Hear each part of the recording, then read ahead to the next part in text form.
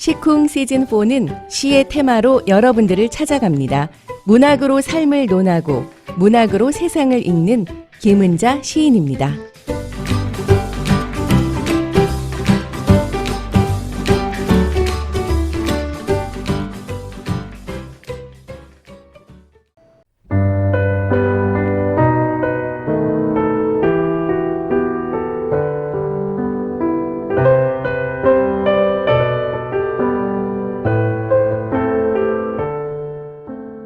그늘도 지친다는 8월입니다. 얼마나 더우면 그늘도 지칠까요? 하기사 요즘요 후덕지근하게 느껴집니다. 문학을 사랑하고 시를 사랑하는 시쿵 청취자 여러분, 한 주 동안 건강하셨는지요? 오늘도 저는 시쿵의 김은자입니다. 지난주에는 정말 더워도 너무 더웠어요.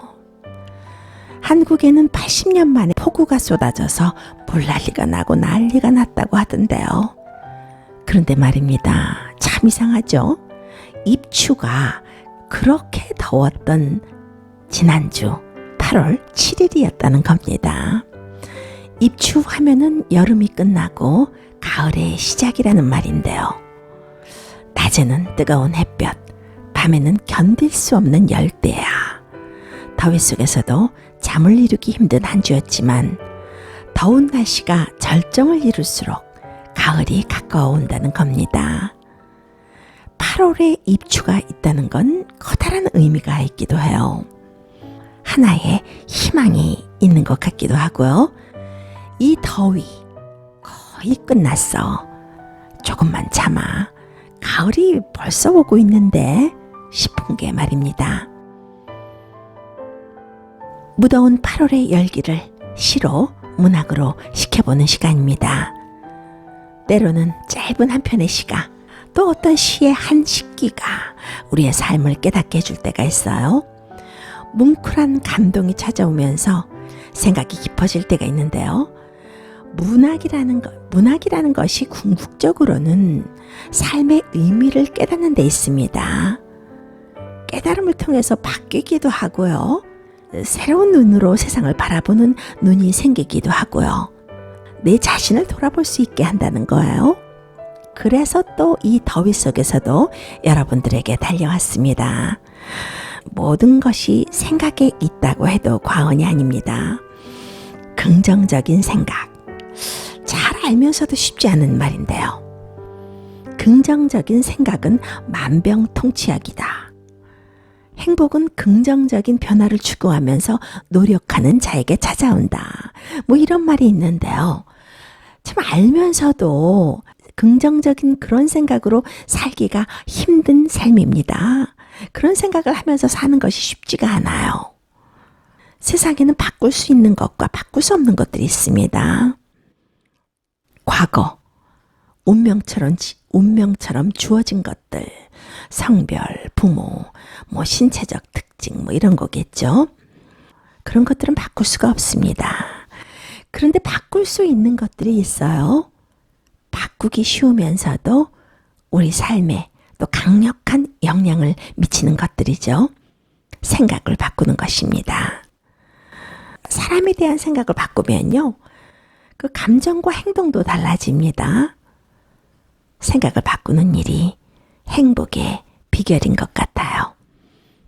긍정적인 생각, 긍정적인 인생. 문학으로 삶을 읽고 문학으로 세상을 엿보는 문학 프로 시쿵. 송창식의 오늘도 여러분들과 힘껏 달려보겠습니다.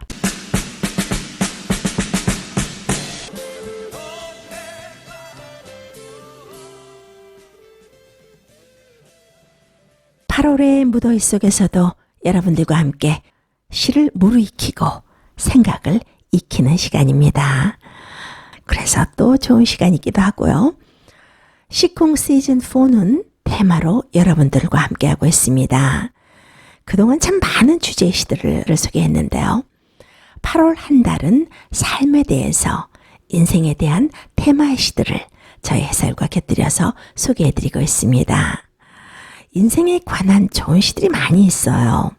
그 중에서도 어떤 시가 수박처럼 시원하고 가슴에 팍 와닿을까 고르면서 또 공부하면서 생각하는 시간, 저에게는 무도일을 시키는 시간이기도 한데요. 매주 두 편의 시를 통해서 삶을 엿보고 있습니다. 삶에 대한, 인생에 대한 테마. 오늘 소개할 첫 번째 시는요, 박용재 시인의 사람은 사랑한 만큼 산다 라는 시입니다.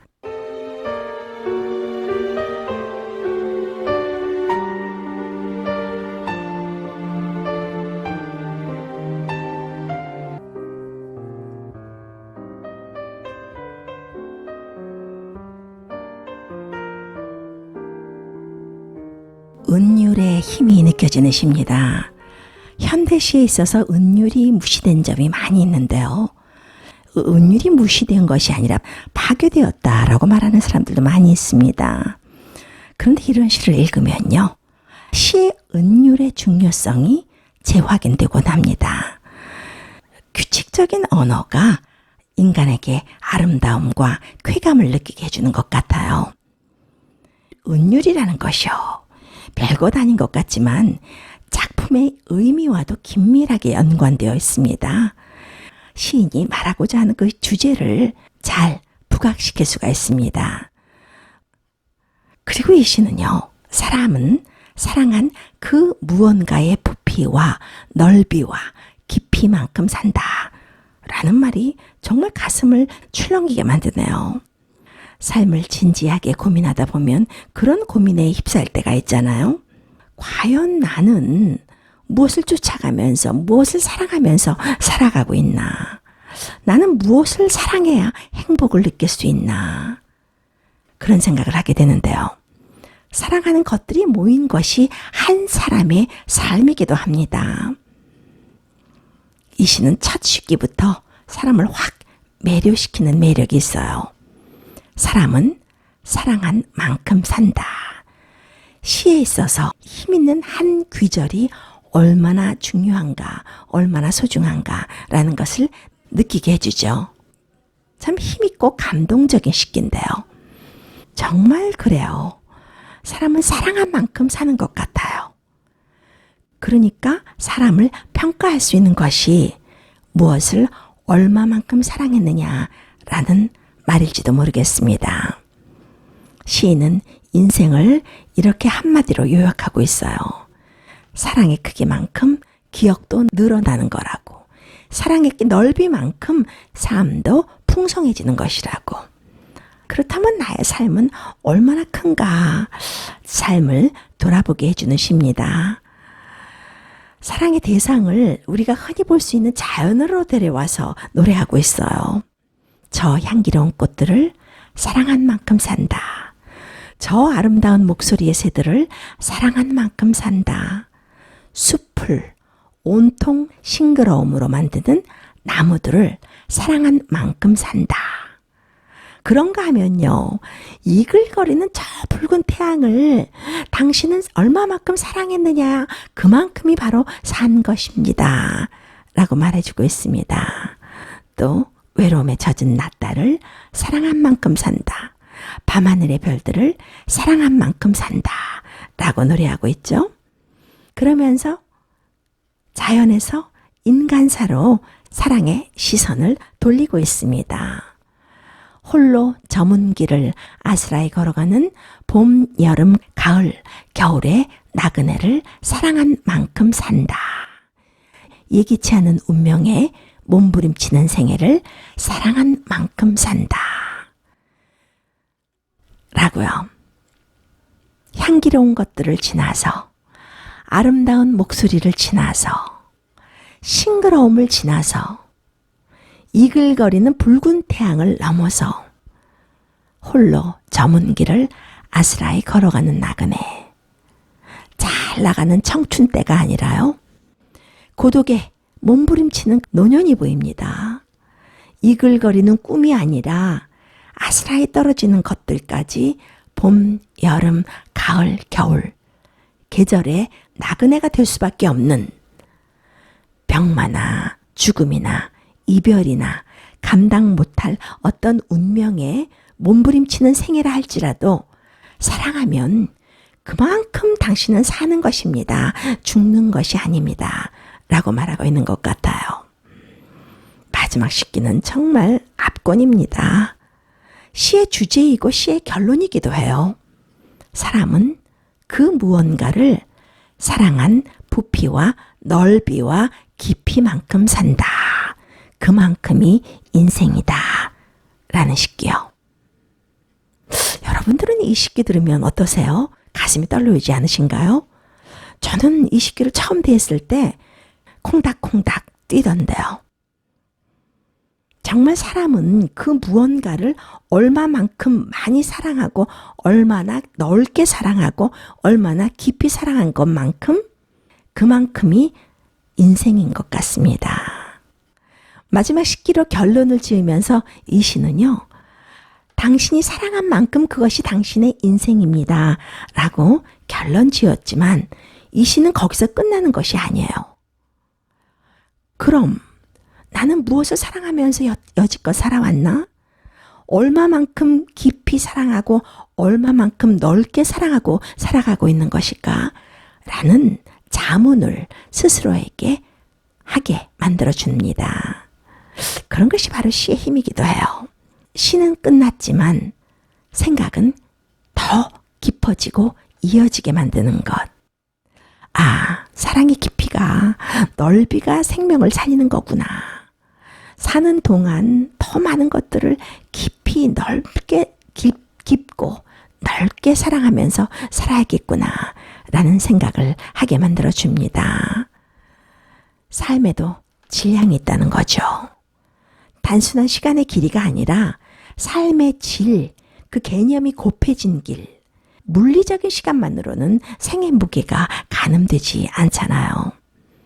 시인은 삶의 질을 결정하는 것은 바로 사랑입니다. 라고 말하고 있습니다. 사랑한 만큼의 시간, 그것이 바로 그 사람이고 그 사람의 인생의 시간이다. 라고 고백하고 있습니다. 그러니까요. 얼마나 오래 살았느냐가 아니라 얼마나 많이 살았느냐라는 말이라고도 할 수 있겠어요. 어떤 사람은 자기가 살아온 인생을 회고록을 통해서 수십 권의 책으로 풀어내는 분들도 있습니다. 그렇게 많은 책으로 풀어낼 분량이 있는가 하면요. 어떤 사람은 단 몇 시간이면 모든 회고가 끝나고도 남는 사람이 있습니다. 떠난 이후에 사람들이 회고와 재해석이 더해지는 거죠. 수십 권의 책으로 풀어냈다고 해서 다 질 좋은 삶이라고 할 수는 없습니다. 단 한 장짜리 삶을 산 사람보다 못한 경우도 수두룩하게 많아요. 확실한 것은요. 사랑으로 점철된 삶을 우리는 존경하고 사랑하고 염원한다는 겁니다. 그런 삶은 남아있는 것뿐만이 아니라 그 삶을 되새기는 사람들의 마음에 다시 또 자라고 또 꽃피고 또 무한대로 확장되고 이어져 가잖아요. 죽은 후에도 점점 더 많이 살아가고 있는 거죠. 인생을 깊이 되돌아보게 하는 시입니다. 여러분들은 어떻습니까? 잘 살고 있는 것인지요? 살고 있다면 또 얼마만큼 어떻게 살아가고 있는 건지요?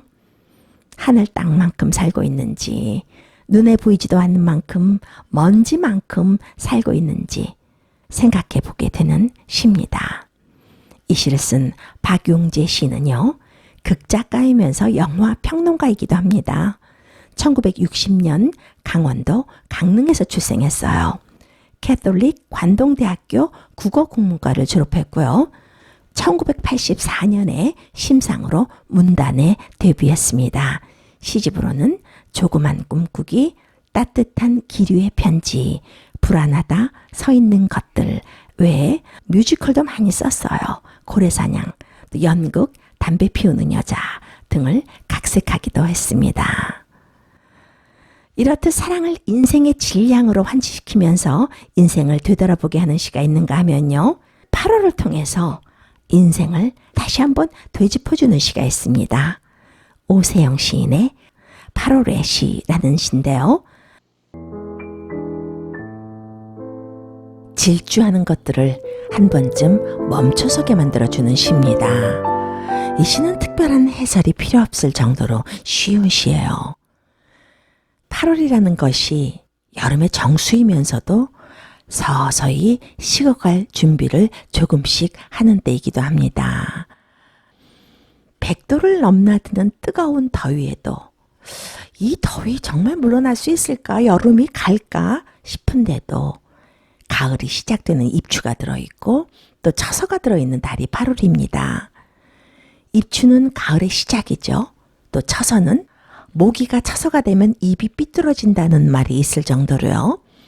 더위가 가시면서 신선한 가을을 맞이할 준비를 하는 것이 처서입니다. 언제까지 더위가 질주할 수는 없겠죠. 인생도 그렇잖아요. 잘 나가는 시절을 만나면 평생 이대로 잘 올라가면서 살 것 같은데요. 8월이 그렇듯 오르는 정상에서 돌아가는 길을, 내려가는 길을 한 번쯤 생각해 보는 것이 또 우리네 인생이잖아요. 그러한 인생의 순리를 시인은 이런 식기로 노래하고 있습니다. 피는 꽃이 지는 꽃을 만나듯, 가는 파도가 오는 파도를 만나듯, 인생이란 가는 것이 또한 오는 것. 풀숲의 산날이 초롱꽃이 한창인데 세상은 온통 초록으로 법석이는데 라고요. 아무리 풀숲의 산나리가 초롱꽃이 한창이라고 해도요. 세상이 온통 녹음으로 물들었어도 피면 져야 하고 또 오르면 내려야 하고 가면 오는 것이라고 또 가는 것을 꼭 소멸이라고 말할 수 없다라고 인생이란 가는 것이 또한 오는 것이라고 소멸이 아니라 어쩜 또 다른 생성이라고 시인은 노래하고 있습니다. 성공한다고 평생 성공하는 것이 아니잖아요. 성공할 때일수록 실패의 시간을 돌아봐야 하고요. 또 실패했다고 실패로 끝나는 것이 아니기 때문에 참 다행인 것이 우리의 인생이에요. 어쩌면 그래서 공평하다라고 말할 수 있는 것인지도 모르겠습니다. 그러면서 시인은 8월을 정상에 오르기 전 한 번쯤 녹음에 지쳐서 단풍이 드는 가을산을 생각하는 달이다 라고 시를 맺고 있어요. 단풍이 물드는 가을산을 벌써 등장시키고 있네요. 가을산이라는 것이 더위의 정점인 8월의 정상에서 보면요. 피난처 같고 꿈과 같은 곳입니다. 더 이상 푸르러질 수 없이 익어버린 녹음, 더 이상 오를 수 없는 한계, 더 이상 뜨거워질 수 없는, 어떻게 할 수 없는 사랑, 모든 것이 정도를 입고 너무 무르익으면 타버리는 것 같습니다.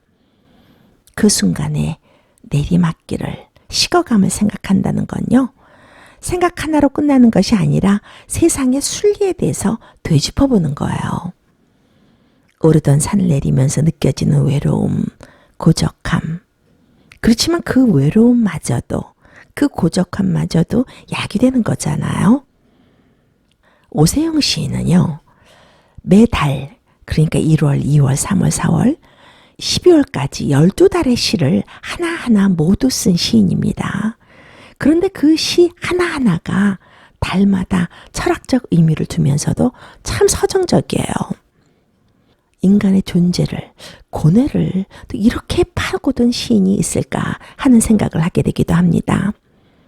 이성적인 사유, 또 인간의 고독과 사랑에 대한 열정, 그런 것들을 그렇게 생것으로 내놓은 것이 아니라 한 번쯤은 관조하면서 한 번쯤은 걸러낸 것 같은 그런 서정시를 쓰는 시인입니다. 1942년 전라남도 영광군에서 출생했고요. 1965년 현대문학의 새벽이라는 작품으로 또 1966년 꽃외가 추천되면서 1968년에는 잠 깨는 추상이 추천 완료되면서 등단했습니다. 시집으로는 반란하는 빛, 가장 어두운 날 저녁에, 무명연시, 꽃들은 별을 우러르며 산다 등이 있고요. 한국시인협회상, 노곤문학상, 서울시 문학상, 정주영 문학상 등을 수상했습니다. 오랜 기간 서울대 국어국문과 교수를 역임했습니다. 8월의 더위도 얼마 남지 않았습니다. 녹음의 정상에서 여러분과 함께 나눠본 이 두 편의 시가 일상에 힘이 되길 바라면서요. 시간이 왜 이렇게 또 빠르게 흐르는지 시쿵 마칠 시간이 되었네요. 남은 더위에 더욱 건강 잘 지키시고요. 아직도 팬데믹 주의하셔야 합니다. 다음 주에 밝은 모습, 좋은 시로 만나 뵙겠습니다. 김은자였습니다. 이제부터